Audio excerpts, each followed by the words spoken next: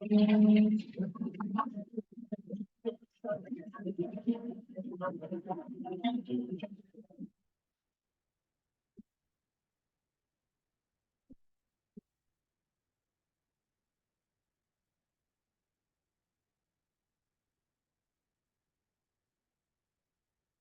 कृष्णा। तो हम चालू करेंगे आज भगवत गीता का नवोध्याय का लास्ट भाग है। तो इस प्रकार, तो लास्ट भाग का नाम है कृष्ण भक्ति सेवा का महिमा। तो इसमें कुछ एक दो श्लोक पढ़े थे, तो पूरा कंटिन्यू करेंगे अभी।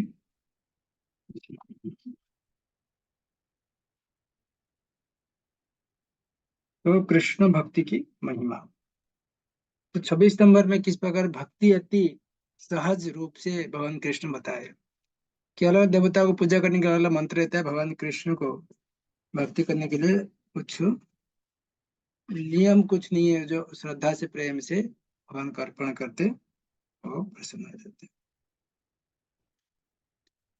तो इसमें 26वां श्लोक का मैं दे रहे कि पत्रम पुष्पम फलम तोयो यो में भक्त्या प्रयोजति तदहम भक्त्या उपहतम अस्नासि प्रयतात्मा। यदि कोई प्रेम तथा भक्ति के साथ मुझे पत्र पुष्प फल या जल प्रदान करता है तो मैं इसे स्वीकार करता हूँ। तथा सहज रूप में भगवान कृष्ण भक्ति को बताते किस प्रकार प्रेम होने चाहिए। भक्ति अति सरलता है। भक्ति के साथ अर्पित किसी वस्तु को कृष्ण ग्रहण करते हैं भक्ति के साथ। तो यहाँ पे प्रोपा तात्पर्य में पिछली बार देखे थे किस प्रकार नित्य सुख के लिए स्थायी आनंदमय धाम प्राप्त करने हेतु बुद्धिमान व्यक्ति के लिए अनिवार्य कि वो कृष्ण भावना भावित होकर भगवान की दिव्य प्रेम भक्ति में तप्त रहे। सबको सुनाई दे रहा है आवाज? यस प्रभु जी। आता है आ रही। तो ऐसा आश्चर्यमय फल प्राप्त करने की विधि इतनी सरल है कि निर्धन से निर्धन व्यक्ति को भी योग्यता विचार किए बिना इसे पाने के प्रयास करना चाहिए। तो भगवान की कृष्ण की भक्ति करना, भगवान का नाम जप करना है, उनके अर्चना विधि करना है। कोई निर्धन व्यक्ति भी कर सकता है। कोई पात्र पात्र नविचारी देखिए तारम पात्र पात्र नहीं, ये योग्यता है नहीं है इसमें कोई नहीं। जो भी व्यक्ति प्रेम से श्रद्धा से भगवान को भक्ति करता है वो योगी बन जाता है। इसके लिए एकमात्र योग्यता है, इतनी ही है, वो कि भगवान के शुद्ध भक्त हो। शुद्ध भक्त होने के लिए क्या है? अति प्रेम होने चाहिए, भगवान के साथ श्रद्धा होनी चाहिए। तो इसमें यह विधि इतनी सरल है कि यदि प्रेम पूर्वक एक पत्ते, थोड़ा सा जल या फल ये भगवान को अर्पित किया जाता है तो भगवान उसे हर्ष से, सहर्ष से स्वीकार करते हैं।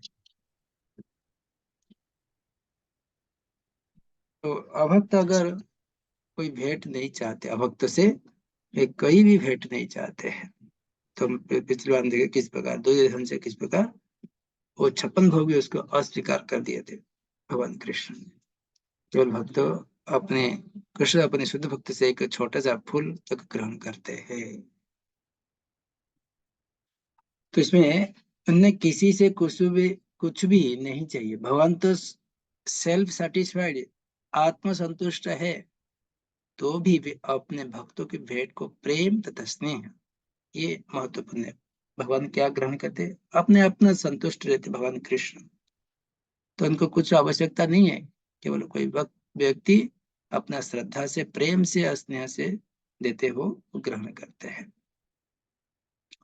जिस प्रकार पिता माता अपनी संतान से छोटी सी वस्तु अत्यंत प्रसन्न होते हैं, इसी प्रकार भगवान कृष्ण भी भक्तों से छोटी सी प्रेम तो भेंट उसको स्वीकार करते हैं। पत्र पुष्पम फलम तजो। अच्छा सरल शाकाहारी भोजन बनाकर उसे किसी भी हालत में मुझे भगवान को भोग लगाने के लिए यहाँ पे कह रहे हैं। या कोई कृष्ण का चित्र हो, विग्रह हो, और उनको साक्षी समझ के अर्पित करके नतमस्तक होकर इस तुच्छ भेंट को स्वीकार करने के लिए प्रार्थना करने से मनुष्य अपने जीवन में निरंतर प्रगति करता है। उसका शरीर शुद्ध होता है और मस्तिष्क के श्रेष्ठ तंतु उत्पन्न होते हैं, जिसे शुद्ध चिंतन हो पाता है। अगर भगवान को अर्पित करके कोई वस्तु ग्रहण करते, उसमें अपने मस्तिष्क में, ब्रेन में तो फाइनर टिश्यू बनता है जो मूड ऑफ गुडनेस, जो शुद्ध सत्व गुण में जाता है, हम भगवान के बारे में चिंतन कर पाएंगे।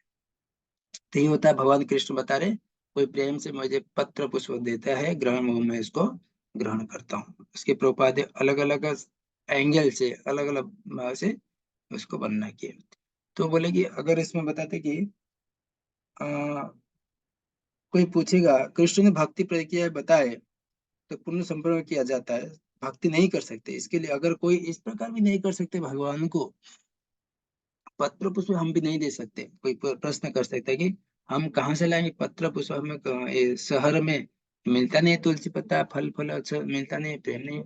तो उसके लिए श्लोका में, अगले श्लोका में भगवान कृष्ण कहते हैं, क्या कहते हैं, पढ़िए कोई श्लोक पढ़िए।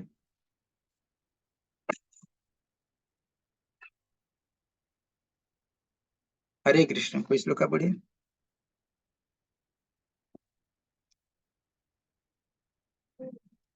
आवाज आ रही है? महाप्रभु यत्रोचि यत्प्रांसि यञ्जुहोषि ददासि यत् यत्तपस्यसि कौन्तेय तत्कुरुष्व मदर्पणम्। हे कुंती पुत्र, तुम जो कुछ करते हो, जो कुछ खाते हो, जो कुछ अर्पित करते हो या दान देते हो, और जो भी तपस्या करते हो, उसे मुझे अर्पित करते हुए करो। हरे कृष्ण प्रभु जी, दंडोत। हरे कृष्ण। अगर कोई श्रद्धा से प्रेम से पत्र पुष्प अर्पण नहीं कर पाएगा, ठीक है, भगवान कृष्ण बोले ठीक है, ये भी नहीं कर पा रहे ना, ठीक है, यद करोसि यद नसि जोहसि ददासि यद यद ऐसी कौन्तेय तत्कुरुष्व मदर्पणा। पर तो ये भी कर सकते, तुम जो भी कुछ करते हो, जो कुछ खाते हो, जो कुछ अर्पित करते हो या दान देते हो, और जो भी तपस्या करते हो उसे मुझे अर्पित करते हो। बोले कि पत्र पुष्प फलते मोह देने के लिए हमारे पास समय नहीं है, समय नहीं है, तो क्या करना है, तो आप जो कुछ कर रहे हो, जो कुछ खाते हो, मुझे अर्पण करना है। तो यहाँ पे प्रश्न उठता है, प्रश्न उठता है कि यहाँ पे कृष्ण ने इस श्लोक में भक्ति शब्द का प्रयोग नहीं किया, भक्ति शब्द का, तथापि ये प्राधान्य रूप में भक्ति भक्ति है, जिसमें अन्य चीजों का मिश्रण है। क्योंकि जिसमें कर्म किया जाता है इसलिए यह कर्मयोग के समान है, लेकिन यह कर्मयोग निष्काम कर्म से श्रेष्ठ है, क्योंकि सभी कर्म यहाँ तक कि निर्धारित कर्तव्य से भी परे के कर्म को निस्वार्थ निस्वार्थ भाव से भगवान को अर्पित किया जाता है। ये ज्ञान मिश्र भक्ति के समान है, क्योंकि वो व्यक्ति को आत्मा परमात्मा ज्ञान होता है, लेकिन ये ज्ञान मिश्र श्रेष्ठ।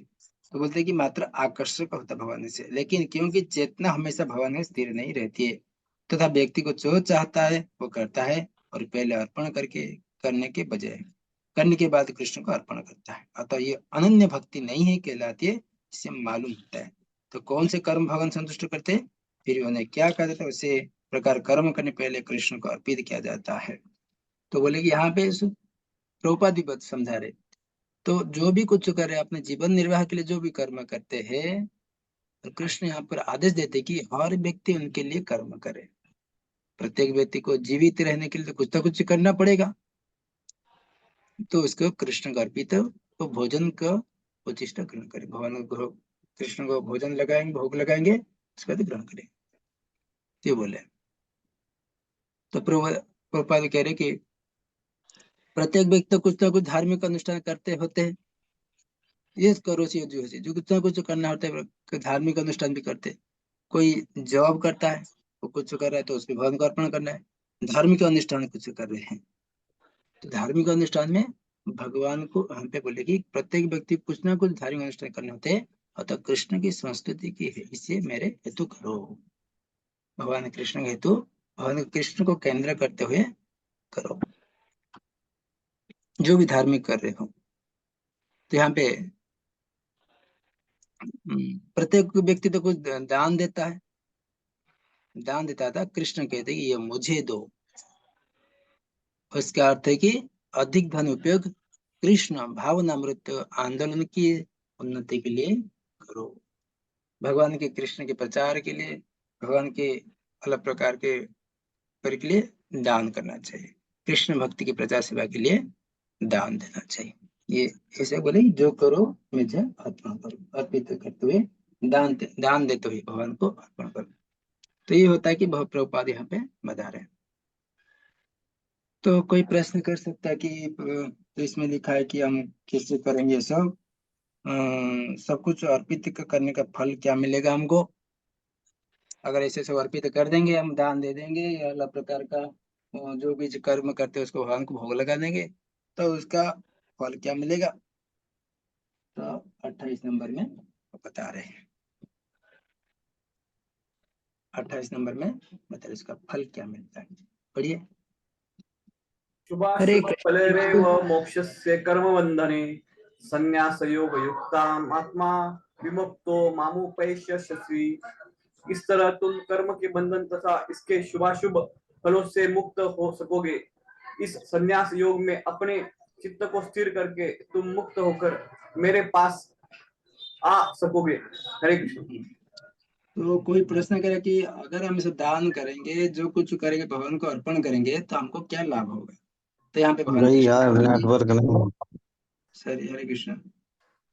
तो इस तरह तुम कर्म के बंधन से तथा इसके शुभाशुभ फल को मुक्त हो सकोगे। अगर सब कुछ मेरे लिए कर्म करोगे, मुझे अर्पण करोगे, इस कर्म के बंधन तथा शुभाशुभ फल जो प्राप्त होता है उसमें मुक्त हो सकोगे। इस संन्यास योग में अपने चित्त को स्थिर करके तुम मुक्त होकर मेरे धाम आ सकोगे। ये भगवान ने उसको बता दिए। तो प्रभुपाद कह रहे कि युक्त वैराग्य, युक्त जो श्रेष्ठ दिशा में कृष्ण भक्त में कार्य करता है। युक्त वैराग्य कर्म करना और कृष्ण का फल, कृष्ण को फल देना है, इसको बोलते हैं युक्त वैराग्य। Working for Krishna is the ultimate perfection of all our activities, Prabhupada कहते हैं। तो प्रभुपाद कहते हैं कि ये प्रक्रिया कैसे काम करती है। प्रभुपाद कह रहे तो सफाई, ऐसे सफाई गतिविधियों का मन का आईना साफ करती है। तो इसमें अपने चेत दर्पण मार्जन में ऐसे साफ करती है अपना। प्रगति आध्यात्मिक अनुभूति में क्रमिक प्रगति, अगर आध्यात्मिक प्रगति हम कुछ करेंगे उसमें क्रमिक बोलते कि धीरे धीरे हम आध्यात्मिक मार्ग से गति करते हैं। तो कैसे गति करना होकर बोलते कि पूर्ण सरेंडर, पूर्ण भाव से समर्पण, आत्मसमर्पण होगी, समर्पण भगवान के प्रति पूर्ण समर्पण होना है।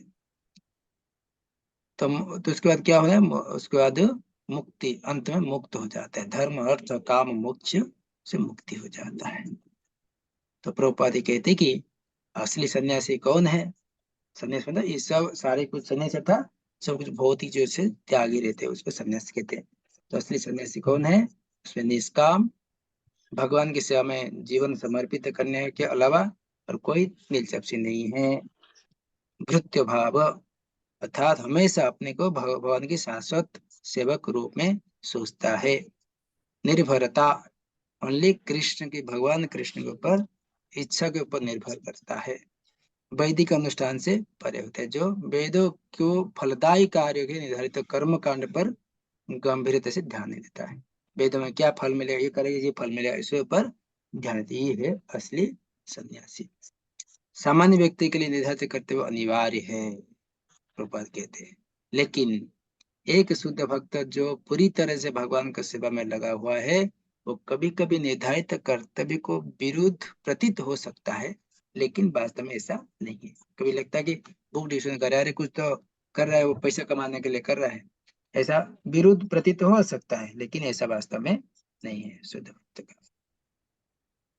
तो इसके लिए ये बताए। तो इसमें कोई प्रश्न आता है कि अगर ऐसे सब कुछ करेंगे तो कृष्ण के लिए तो ये तो पक्षपात हो गया। कल भगवान कृष्ण सबके साथ अपने भक्तों को ज्यादा प्रेम करते हैं, बाकी लोग के लिए क्यों नहीं करते? तो कृष्ण क्या पक्षपाती है? तो भगवान कृष्ण कह रहे नहीं, मैं कभी पक्षपात नहीं करता हूँ, सारे जीव मेरे संतान हैं, परंतु जो संतान मुझे बुलाता है, मेरे नाम को उच्चारण करता है, मैं उसके ज्यादा ध्यान देता हूँ।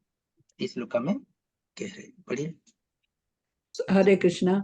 समोहम सर्वभूतेषु न मे द्वेष्योऽस्ति न प्रिया ये भजन्ति तु माम भक्त्या मयि तेषु चाप्यहम्। मैं ना तो किसी से द्वेष करता हूँ, ना ही किसी के साथ पक्षपात करता हूँ। मैं सबों के लिए समभाव हूँ। किंतु जो भी भक्ति पूर्वक मेरी सेवा करता है वो मेरा मित्र है, मुझ में स्थित रहता है और मैं भी उसका मित्र हूँ। हरे कृष्ण हरे प्रभु जी। कृष्ण। तो भगवान कृष्ण यहाँ पे सुंदर भाव से बताते हैं, मैं किसी का द्वेष नहीं करता, मैं किसी को, सारे जीव मेरे अंश है, ममैव वांश जीव लोको जीवति सनातन, सारे जीवात्मा मेरे अंश है, मेरे संतान है, मैं कैसे इनको द्वेष कर सकता हूँ। न मैं किसी से पक्षपात करता हूँ, मैं सबके लिए समभाव हूँ। किंतु जो भी भक्ति प्रभु मेरे जे बुलाता है, मेरी सेवा करता है, मैं उसका, मेरा मित्र है, मुझे स्थित रहता है, तो मैं उसका मैं मित्र हूँ। तो यहाँ पे सीधा क्लियर बता रहे भगवान कृष्ण, मैं किसके साथ पक्षपात नहीं करता हूँ।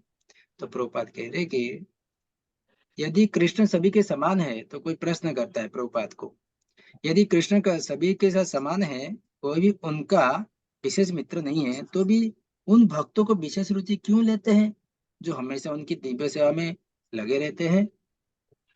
भगवान यहाँ पे प्रश्न करे प्रभुपाद को रिपोर्टर। तो प्रभुपाद कह रहे कि तो और प्रश्न करे, भौतिक दुनिया में कोई भी व्यक्ति परोपकारी हो सकता है, लेकिन अपने बच्चों में विशेष रुचि रखता है। तो यहाँ पे उदाहरण देकर वो रिपोर्टर कह रहे कि संसार में कोई भी व्यक्ति तो परोपकारी हो सकता है, लेकिन अपने बच्चों को संभाव दृष्टि रखता है। तो यहाँ पे भगवान कहते हैं कि सभी जीव के उनकी संतान है। भगवान कृष्ण कह रहे अहम बीज प्रद पिता है, सबके जीव सब जीव उनके संतान है, तो भगवान कैसे पक्षपात कर सकते, प्रभुपाद को पूछ रहे। तो प्रभुपाद कह रहे इसकी हाँ, इसके लिए सभी को सभी आवश्यकताओं की उदारता पूर्वक पूर्ति करता है। बोलते कि जैसे प्रभुपाद उदाहरण दे रहे, जैसे बादल सारे पृथ्वी पर जल बरसा देते हैं, चट्टान भूमि या जल, तो परंतु यहाँ पे चट्टान पृथ्वी जल देता है, परंतु चट्टान में पानी कैसे नहीं रहता है, पानी वाटर, परंतु समुद्र में रहता है।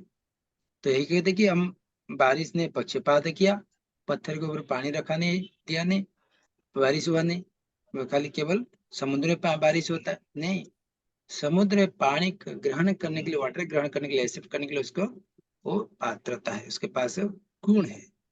चट्टान क्या करता है, उसको पानी को त्याग देता है, उसको ग्रहण करने के लिए उसको पास पात्र नहीं है। तो इसी प्रकार यहाँ पे कहते कि भगवान के पास सबको समभाव से देखते हैं, परंतु जो व्यक्ति भगवान की कृपा को ग्रहण करने के लिए योग्यता है, भगवान के साथ संबंध जनकने के लिए योग्यता है, कोई व्यक्ति ज्यादा भगवान से प्रेम होता है। बाकी जिसके पास भगवान की कृपा होती है, अवहेलना करता है, भगवान को ध्यान नहीं देता है, भगवान के प्रति कौन कर, तो ऐसे पत्थर जैसे, चट्टान जैसे का। तो प्रभुपाद और कह रहे हैं, लेकिन भक्तों के लिए वे विशेष ध्यान देते हैं, और वो कहते हैं भक्तों के लिए भगवान विशेष ध्यान देते हैं। भगवान ये स्पष्ट रूप से कहते हैं, प्रभुपाद कहते हैं कि मई ते अर्थात मुझ में, अर्थात भगवान से भी उनमें है। तो यहाँ पे भगवान बोलते कि, भगवान को बोलते कि मैं आपके हूँ, ऐसे कहते कि मैं मई ते अर्थात मुझ में है, भगवान से अभी उनमें से है। ये था मां प्रपदन्ते ताम सतैव भजामि, की व्याख्या की जाती कि जो भी मेरा शरण में आ जाता है उसकी मैं उसी रूप में देखभाली करता हूँ, है ना। अगर हिरण्यकशिपु नहीं आया मेरे शरण में, उसका रक्षा कर लेता हूँ। तो प्रहलाद उसके ही पुत्र है, उसमें भेदभाव नहीं है, वो भी असुर है, भी असुर है, परंतु ये शरण में नहीं आया नहीं, और भगवान प्रहलाद महाराज पूर्ण रूप से सरेंडर भगवान प्रभु नरसिंह देव से हो गया, तो उनको रक्षा की। तो जिस प्रकार प्रभुपाद उदाहरण देके कह रहे कि जब हीरे के सोने का अंगूठी के जोड़ दिया जाता है तो अत्यंत सुंदर लगता है, इससे सोने की महिमा बढ़ती है, किंतु साथ ही हीरे की भी महिमा बढ़ती है। भगवान जीव निरंतर चमकते रहते हैं, और जीव जब कोई जीव भगवान से सेवा में प्रवृत्त होता है तो सोने की भांति दिखता है, भगवान हीरे के समान। जब भगवान से भक्त अगर भगवान से जोड़ के रहता है, अत्यंत सुंदर रहता है, अत्यंत मूल्यवान होता है। भगवान से विमुख हो जाता है और भगवान से कभी ध्यान, भगवान के प्रति आसक्ति, भगवान को मन याद नहीं करता है, तो अलग हो जाता है, पत्थर की टुकड़ा बन जाता है। ये है भक्त और अभक्त में अंतर है। तो इसमें कह रहे कि तो इसमें लिंक क्या आता है, तो भक्त 30 नंबर श्लोक में, 30 नंबर श्लोक में कह रहे कि कृष्ण अपूर्ण भक्तों को क्षमा करते और शुद्ध करते, और बोलते कि त्रायते महत्व है। अगर थोड़ा सा कुछ भक्ति कर लेता है कोई व्यक्ति, अपूर्ण भक्त होता है, पूर्ण नहीं होता है, तो भी उसको शुद्ध कर देते वो, अपूर्ण को भक्त को क्षमा कर देते, उसको माफ कर देते, और जो शुद्ध और उसके शुद्ध बना देते। तो इस श्लोक में कह रहे, पढ़िए। ओपि चेतो सुदुराचारो भजते माम अनन्यभावको साधुरेव च मंतव्य समगो व्यवस्थित ही स। यदि कोई जघन्य से जघन्य कर्म करता है, किंतु यदि वो भक्ति में रत रहता है, तो उसे साधु मानना चाहिए, क्योंकि वो अपने कर्म संकल्पों में एडिट रहता है। हरे कृष्ण गुरु जी। हरे कृष्णा। तो यहाँ पे देखिए, यदि कोई जघन्य से जघन्य कर्म करता है, किंतु यदि वो भक्ति में रत रहता है, तो उसे साधु मानना चाहिए, क्योंकि वो अपने संकल्प में अड़िग रहता है।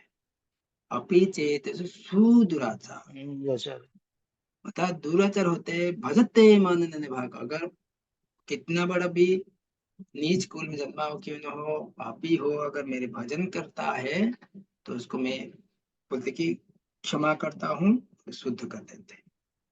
भगवान कृष्ण कह रहे, कोई कुछ पक्षपात नहीं कर, थोड़ा सा कुछ भक्ति करता है, मैं उसको सुदुराचार, यहाँ पे कह रहे सुदुराचार अर्थात दो प्रकार का, एक बद्ध है, एक स्वाभाविक है।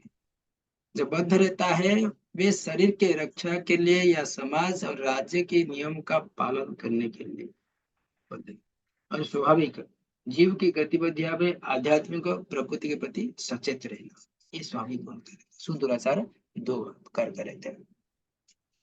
तो इसमें गतिविधियां समांतर या विरोध हो सकती है। तो बद्धावस्था में कभी भक्ति और सशर्त कार्य एक दूसरे से समांतर, तो कभी एक दूसरे विरोध करते हैं। भक्त संतुलित करने की कोशिश करता है। भक्त जानते हुए कि उसकी गतिविधियों में पूर्णतः कृष्ण भगवत की प्रगतिशील प्रति को निर्भर करती है, उसकी स्वास्थ्य स्थिति को बाधित न करने के कारण भरसक प्रयास करता है, पूरा पूरी से प्रयास करता है। अपने जो भी कार्य करता है, कुछ करता है, तो भक्ति में पहले उसका संतुलन करके चलता रहता है। तो उसमें गतिविधियां उसका अलग प्रकार होती है।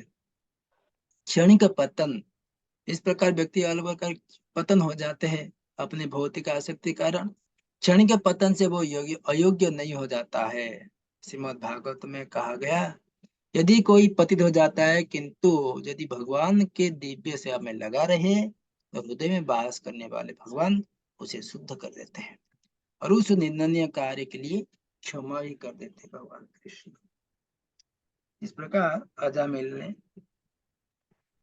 अजामिल ने क्या किया था, तो पहले भक्त था, उसके बाद कुछ गलत संग के कारण उसका भक्ति छूट गया, तो वापस वही भक्ति को कैसी माध्यम से, उसके पुत्र के माध्यम से उसका भगवान का नाम बुलाए और उसको स्वल्प धर्म से त्रायते महत्व, बड़ा से विपद से यमराज यमदूत से छुटकारा दिला दिए और वैसे सुंदर भक्त उसको बना दिया, उसको क्षमा कर दिया, उसको माफ कर दिया।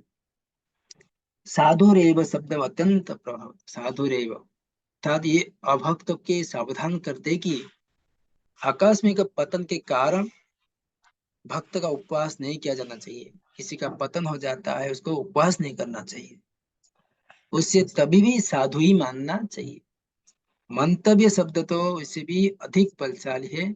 यदि कोई इस नियम को नहीं मानता है और भक्त पर उसके पतन के कारण हंसता है तो भगवान के आदेश की अवज्ञा करता है। भगवान कृष्ण कहते कि मेरे भक्त कभी पतन नहीं होता है, हमें भक्त प्रणिष्यति, मेरे भक्त कभी पतन नहीं होता है। इसके लिए उनको उपवास नहीं बनना चाहिए। उनको माफ, भगवान कृष्ण स्वयं माफ करते, उनको क्षमा करते और उनको बोलते कि क्षमा करते और शुद्ध कर देते। अलग प्रकार उनको कुछ ना कुछ दंड देकर उनको शुद्धिकरण कर देते हैं। तो भक्त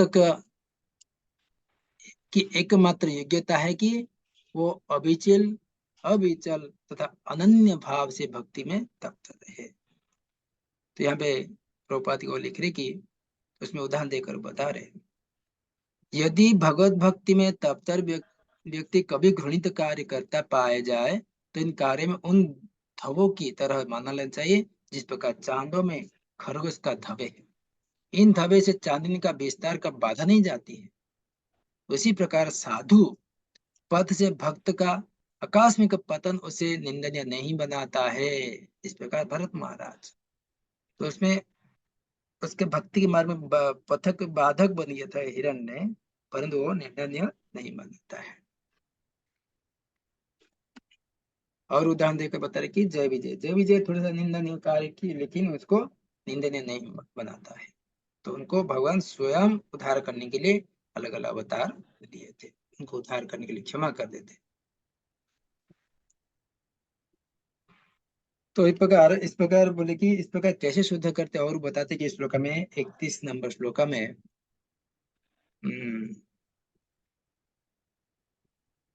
किस प्रकार मेरे भक्त कभी का पतन, मेरे भक्त का कभी विनाश नहीं होता है, इस प्रकार में कहते हैं। पढ़िए। क्षिप्रं भवति धर्मात्मा शासयन्ति निगच्छति कौन्ते प्रतिजानीहि नामे भक्ता प्रणश्यति। वो तुरंत धर्मात्मा बन जाता है और स्थायी शांति को प्राप्त होता है। हे कुंती पुत्र, निडर होकर घोषणा कर दो कि मेरे भक्त का कभी विनाश नहीं होता। हरे कृष्ण प्रभु। हरे कृष्ण। तो भगवान कृष्ण कहते थे क्षिप्रम भवति धर्मात्मा स्वस्वसन्ति निगच्छति कौन्तेय प्रति जानीहि नामे भक्त प्रणश्यति। तुरंत धर्मात्मा बन जाता है। अगर मेरे भक्त का पतन होता है, मैं उसको माफ करता हूँ, वो धर्मात्मा बन जाता है तुरंत और स्थायी शांति को प्राप्त होता है। हे कुंती पुत्र, निडर होकर घोषणा कर दो कि मेरे भक्त कभी विनाश नहीं होते हैं। तो भगवान स्वयं कहते हैं कि मेरा भक्त कभी नाश नहीं होता, भक्त का विनाश नहीं होता है। मेरे भक्त जो भक्ति करता है मुझे, भक्ति का कभी नाश नहीं होता है। इसके लिए डरो मत। तो इसके लिए प्रभुपाद कहते कि वो तुरंत धर्मात्मा बन जाता है और सहायता में बन जाता है। तो यहाँ पे प्रश्न ये उठता है, कोई प्रश्न करता है कि स्वयं संयोग वस्तु स्वेच्छा से निंदनीय कर्म में प्रभुत्व होने वाला व्यक्ति किस प्रकार भक्त हो सकता है, कोई प्रश्न करेगा। ऐसा निंदनीय कर्म से प्रभुत्व होने वाला व्यक्ति किस प्रकार भक्त हो सकता है। तो प्रभुपाद कहते हैं सामान्यतः 9 प्रकार के भक्तों कार्य में युक्त रहने वाला है। भक्त अपने हृदय को भौतिक कर्म से शुद्ध करने वाला लगा होता है। वो भगवान के हृदय में बसता है। निरंतर भगवान का चिंतन करने के वो स्वतः शुद्ध हो जाता है। तो क्या बोलते भगवान प्रभुपाद बता रहे, इसमें बता रहे कि 3 प्रकार का कर्मकांड प्रक्रिया को कई आवश्यकता नहीं है। कर्मकांड प्रकार का वैदिक कर्मकांड उसका आवश्यकता नहीं है। तो इसमें शुद्धि का क्रिया भगवान का निरंतर स्मरण करते रहने के लिए पहले भक्त के हृदय में चलती रहती है। तो कि मात्र भगवान का नाम जप करने से सब कुछ हो जाता है। इस प्रकार कर्मकांड में चैतन्य चरितामृत कथा था कि एक ब्राह्मण था, राजा था, याद नहीं उसका नाम है सुबुद्धि राय। सुबुद्धि राय को जैसे उसको नौकर ने एक अछूत जात का था, तो जवन था, उसने पत्नी के कहने के कारण उसको जो मालिक था उसके ऊपर पानी छिड़क दिया। तो उसको जात उनका जो ब्राह्मण जो कैस्ट निकाल दिया जो धर्म से। तो कई लोग बोले कि तुमको ये पी के कर्म कार्य करना पड़ेगा, यज्ञ करना पड़ेगा, नहीं तो घी जलता उबला हुआ घी पीकर प्राण छोड़ना पड़ेगा। तो उन्हें घूम फिरते चैतन्य महाप्रभु के पास आए, बोले कि भगवान का शुद्ध नाम जप करो, तुरंत तुमको सारे पाप क्षय हो जाएंगे। तो शुद्धि की प्रक्रिया भगवान का निरंतर स्मरण करते रहने का, तो भक्त शुद्ध सत्य रहती है। तो भक्त का आकस्मिक पतन से बचाएगा वो। भक्तों को क्या है, आकस्मिक पतन से बचा दीजिएगा। अगर हम निरंतर कोई भी अपराध हो गया, कुछ हो गया, अगर हमारा जपा छूटता नहीं है, भगवान का नाम का स्मरण छूटता नहीं है, तो भक्तों को आकस्मिक पतन से बचाएगा, जिस प्रकार भरत महाराज को बचाए थे। तो इसमें प्रश्न आता है कि कुछ आता है कि कृष्ण के प्रति भक्ति केवल दुर्व्यवहार करने वाले भक्तों को कार्य से उत्पन्न होने वाले आकस्मिक दोष को नहीं मानती है, बल्कि भक्ति ऐसे व्यक्ति को सहज दोष को भी नहीं मानती है, तो उसका जन्म का उत्पन्न होते हैं। तो निम्न कुल जन्मे लोग भी कृष्ण को प्राप्त कर सकते हैं। ऐसा नहीं कि जो बोलते कि निम्न कुल में जो जीवात्मा शरीर ग्रहण करता है, उसी स्तर में रहकर भी भगवान का भक्ति कर सकता है। तो इसमें कह रहे श्लोका में भगवान कृष्ण, पढ़िए श्लोका में। माम ही पार्थ व्यपाश्रित ये अपि इष्यो पाप यो नयः स्त्रियो वैसा स्थिता शूद्रो अस्ति अपि यान्ति परमं गतिम। हे पार्थ, जो लोग मेरी शरण ग्रहण करते हैं, वे भले ही निम्न जन्म, स्त्री, वैश्य, व्यापारी तथा शूद्र श्रमिक क्यों ना हो, वे परम धाम को प्राप्त करते हैं। हरे कृष्ण। तो यहाँ पे भगवान कृष्ण कह रहे कि कोई भी इसमें जाति धर्म का कुछ नहीं है, चाहे बच्चा हो, बूढ़े हो, स्त्री हो, वैश्य हो, कोई भी हो, जो भी मेरे भक्त शरण में ग्रहण करते हैं, वो परम धाम को प्राप्त कर लेते हैं। तो इसमें बता रहे कि निम्न स्त्री हो, वैश्य हो और शूद्र हो, तो कोई भी क्यों हो, भगवान का भक्ति करके भगवान का नाम जब करते, भगवान को हम सकते हैं। तो इसमें प्रभुपाद लिखते कि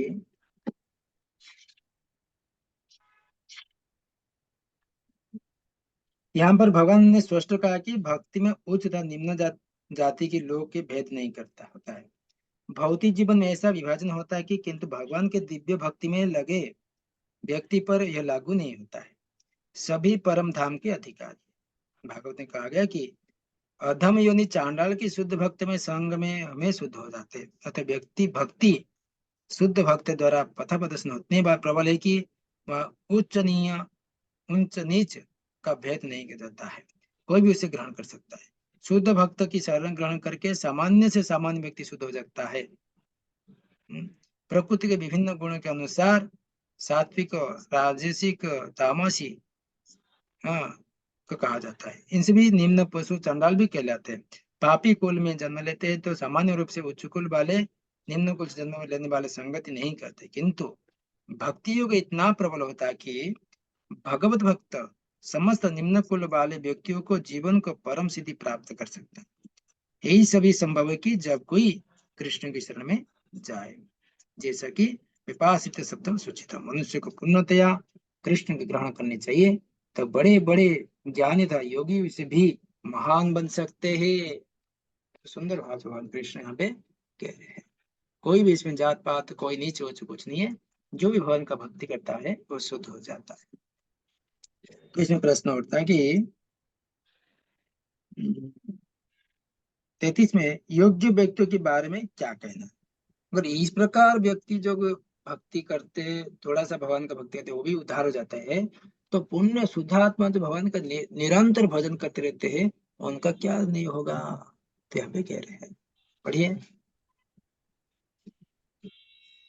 किम पुनर्ब्रह्मण पुण्या भक्ता राजर्ष्य अस्थता अनित्यम सुखम लोकमीमं प्राप्य भजस्व माम।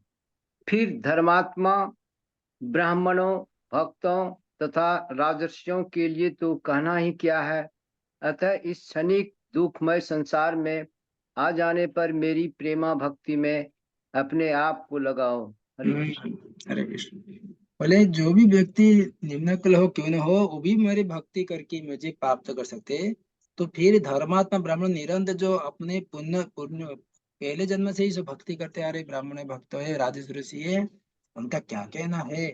जो इस क्षण के दुख में संसार में आते हैं आ जाने पर उनकी प्रेम भक्ति अपने आप को लगाने के बैठ जाते हैं, तुरंत उनका भक्ति वहां से चालू हो जाता है।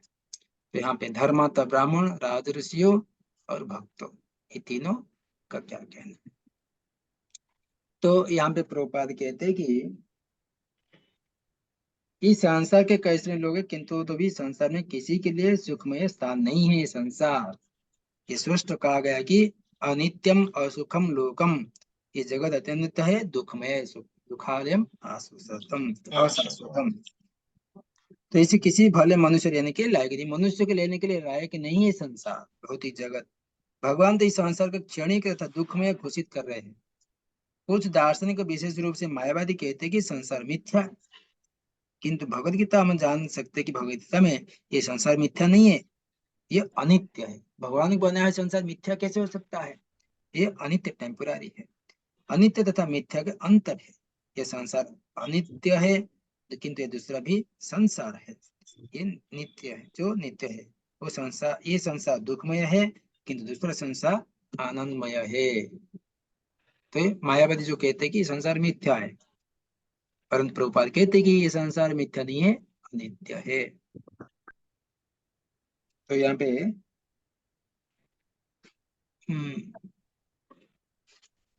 तो यहाँ पे भगवत भक्त एकमात्र ऐसी विधि लगाना चाहिए कि जिससे वो सदैव सुखी रहे।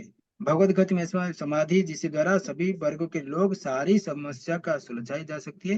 अतः प्रत्येक व्यक्ति को कृष्ण भावना तो स्वीकार करके अपने जीवन को सफल बनाना चाहिए। तो कैसे बनाएंगे, किस प्रकार हम भगवान के मनन चिंतन कर पाएंगे, अगले श्लोक में कहते कि तो यहाँ पे कह रहे कि सारे प्रत्येक रूप से कृष्ण की पूजा करें हम। इसके लिए हमको भगवान कृष्ण की शुद्ध भक्ति करना चाहिए। कैसे करना है अब ये श्लोक में कह रहे हैं, पढ़िए। मन मना भव मद भक्त मत जाजिमां नमस्कुरु माम वैशेषि युक्त आत्मनो मत परायण। अपने मन को मेरे नित्य चिंतन में लगाओ, मेरे भक्त बनो, मुझे नमस्कार करो और मेरी ही पूजा करो। इस प्रकार ये मुझमें पूर्ण तथा तल्लीन होने पर तुम निश्चित रूप से मुझको प्राप्त होगे। हरे कृष्ण। तो अपने मन को मेरे नित्य चिंतन में लगाओ। भजो रे मना श्रीनंद नंदन, मेरे भक्त बनो, मुझे नमस्कार करो, मेरी ही पूजा करो। बाकी सारे यहाँ पे बता दे किस प्रकार देवता पूजा करना है कि मुझे करना है, पूरा क्लियर बता। लास्ट में बता देगी सबको छोड़ो, मुझे ही केवल भजन करो, चिंतन लगाओ, मेरे भक्त बनो और दूसरे का भक्त नहीं बनना है, कुछ आवश्यकता नहीं है। मुझे नमस्कार मुझे करो, मेरी ही पूजा करो। इस प्रकार मुझ में पूर्णतः तल्लीन होने पर तुम निश्चित रूप से मुझको प्राप्त करोगे। लास्ट मंथ में बता दिया। तो प्रभुपाद कह रहे कि एक मिनट। सर्वधर्म परित्यज्य मामेवं शरणं व्रजते श्लोक और ये श्लोक एक ही बराबर।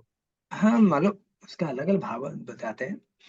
तो उसमें प्रभुपाद कहते हैं कि अपने मन को मेरे नित्य चिंतन में लगाओ। तीन चीज बताए, मुझे नमस्कार करो, मेरे भक्त बनो, मेरी ही पूजा करो।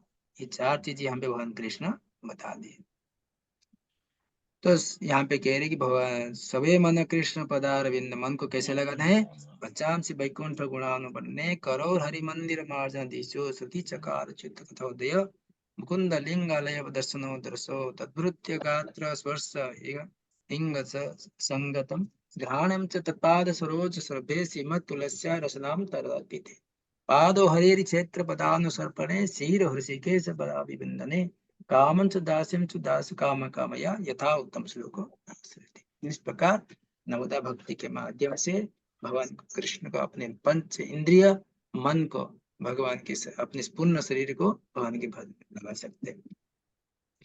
हरे कृष्ण कृष्ण कृष्ण कृष्ण कृष्ण कृष्ण हरे हरे राम हरे राम हरे राम राम हरे हरे। तो इस प्रकार हमारे नवम अध्याय परम गुह्य ज्ञान क्या है समाप्त हुआ है। मुझे अभी जी मैं पूछा हरे कृष्ण प्रभु जी। हम्म, हरे कृष्ण प्रभु जी, दंडवत प्रणाम। हरे कृष्ण। कृष्ण की शरण ग्रहण करना है ना, क्या करना है प्रभु जी? यही बताया ना, कृष्ण शरण करने के लिए सरल उपाय बताया है। भगवान का नाम जप करो, भगवान को प्रणाम करो, भगवान के भक्त बनो और भगवान की पूजा करो। सरल भक्त है। जो कुछ ग्रहण करना है भगवान को देके ग्रहण करो। सीधा सीधा अंत में बता दिए भगवान कृष्ण। बाकी किधर जाने की आवश्यकता नहीं। कोई भी डॉक्टर के पास मेरे पास आ जाओ, मेरे पास सब दवाई है। धन्यवाद प्रभु जी। हरे कृष्ण। हरे कृष्ण। हरे कृष्ण। ठीक है, और किसका कोई प्रश्न है? हमारा दवा अध्याय हो गया। नेक्स्ट गुरुवार से हम 10वां अध्याय चालू करेंगे।